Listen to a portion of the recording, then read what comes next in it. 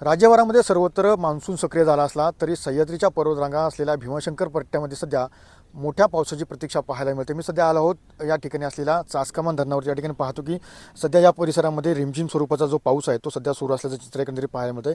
कारण गेले 3 ते 4 दिवस या ठिकाणी रिमझिम स्वरूपाचा पाऊस पडतोय। मात्र मोठ्या पावसाची सुद्धा या ठिकाणी खरं तर प्रतीक्षा सर्वांना लागलेली आपल्याला पाहायला मिळते। याच धरणातून शिरूर तालुका असेल, त्यासोबत पुणे जिल्हा असेल, या भागामध्ये खरं तर पिण्याचा आणि शेतीच्या पाण्याचा प्रश्न खरं तर या ठिकाणी सुटला जात असतो। मात्र एकंदरीत पाहतो की सध्या या परिसरामध्ये जे दमदार पावसाची जी अपेक्षा आहे ती मात्र अजूनही झालेली पाहायला मिळत नाही आहे। कारण की याच पट्ट्यामध्ये असलेल्या कुकडी अंतर्गत असलेली 7 धरणं असतील किंवा ह्या खेड तालुक्यातील 3 धरणं, अशा 10 धरणांमध्ये सध्या जो अल्पशा पाणीसाठा राहिलेला आपल्याला पाहायला मिळतोय। त्यामुळे पुढील काळामध्ये जर मोठ्या प्रमाणामध्ये जर पाऊस पडला नाही तर या परिसरामध्ये असलेल्या गावांचा पिण्याचा पाण्याचा प्रश्न सुद्धा मोठ्या प्रमाणामध्ये उद्भवू शकतो।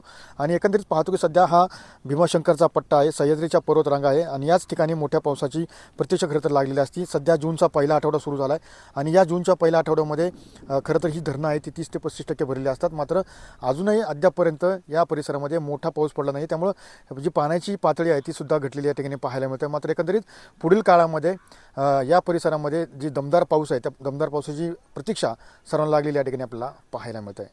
त्यामुळे अभिषेक समीर सुलदे, TV9 मराठी, चासकमान, पुणे।